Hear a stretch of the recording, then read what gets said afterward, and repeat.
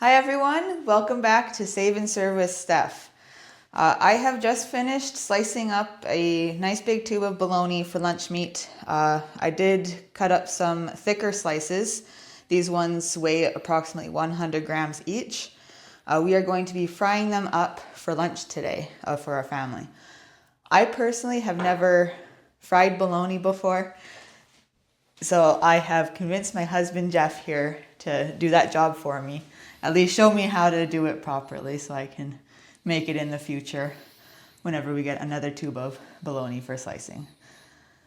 Growing up as a kid, this was something we did quite often because money was tight and it was cheap. It was easy enough to do, simple, and still today, something that I enjoy doing.